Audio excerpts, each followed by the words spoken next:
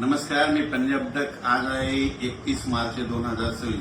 मी म्हटलं होतं ना 30 तारखेला राज्यामध्ये प्रत्येक जिल्ह्यात वादळी वाऱ्याचा पाऊस पडणार. तर ठिकठिकाणी गारपीट देखील झालं, शेतकऱ्याचं अतोनात नुकसान झालं. आणि आता मग शेतकऱ्याचे परत फोन येईल की हे पाऊस कधीपर्यंत. तर राज्यातल्या सर्व शेतकऱ्याला सांगू इच्छितो की त्या मागील अंदाजात सांगितलं की राज्यामध्ये 3 तारखेपासून 3 एप्रिलपर्यंत पाऊस पडणार आहे. तर सांगायचं झालं तर आज 31 तारीख 1, 2, 3, 4 एप्रिल आणि 5 एप्रिलपर्यंत राज्यामध्ये असंच अवकाळी पावसाचा सावट राहणार आहे. म्हणून हा अंदाज सर्व शेतकऱ्यांनी लक्षात द्यायचा.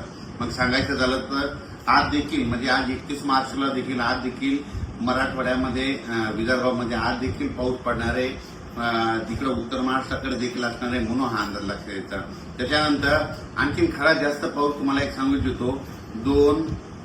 2 एप्रिल आणि 3 एप्रिलच्या दरम्यान आणखीन जरा वादळी वाऱ्यासारखा गारपिटीसह पाऊस पडणार आहे. म्हणून तुम्हाला एक सांगू इच्छितो.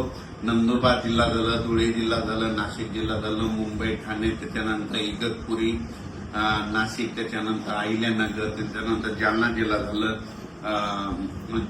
जिल्हा झालं, संभाजीनगर झालं, जळगाव जिल्हा झालं, धुळे, नंदुरबार, जळगाव, बुलढाणा जिल्हा, अकोला जिल्हा, अमरावती, वर्धा, नागपूर, भंडारा, गोंदिया, चंद्रपूर, यवतमाळ, वाशिम, हिंगोली, नांदेड, परभणी, लातूर, लातूर, बीड, धाराशिव,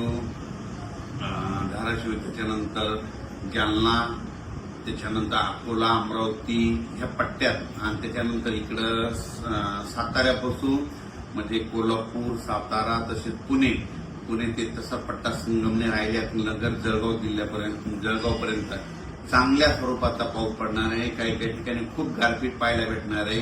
गारपीट देखील होणार आहे. म्हणून ज्यांचं कांदा असेल, गहू असेल त्यांनी काळजी करून घ्यावी. या पावसामध्ये विजेचं प्रमाण जास्त आहे. म्हणून शेतकऱ्यांनी झाडाखाली थांबू नये. आपली पाळीव प्राणी पशुधन झाडाखाली बांधू नये. कुणी हे देखील सर्व लक्षात येतं. म्हणजे 4 एप्रिलपर्यंत राज्यात असंच अवकाळीचं दररोज वेगवेगळ्या जिल्ह्यात वेगवेगळ्या विभागात पाऊस पडणार आहे. म्हणून हा अंदाज लक्षात यायचा. आणि 5 एप्रिलला फक्त नागपूरमध्ये वर्धा, भंडारा 5 तारखेला तिकडं जाईल आणि 6 तारखेपासून राज्यातलं वातावरण कोरडं होईल. म्हणजे 6 एप्रिल नंतर राज्यात कोरडं हवामान होणार आहे. म्हणून हा अंदाज सर्व शेतकऱ्यांना लक्षात येतात.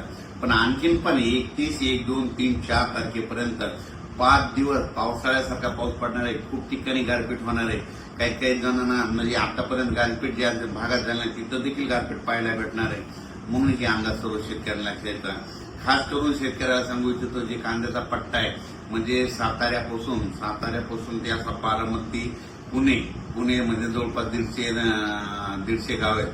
तर पुणे असा कोकणपट्टी, त्याच्यानंतर अहिल्यानगर, बीड जिल्हा, संभाजीनगर, इकडे नाशिक, जळगाव ह्या पट्ट्यामध्ये जरा जास्त गारपीट होणार आहे. म्हणून हा अंदाज त्या कांद्याच्या शेतकऱ्यांना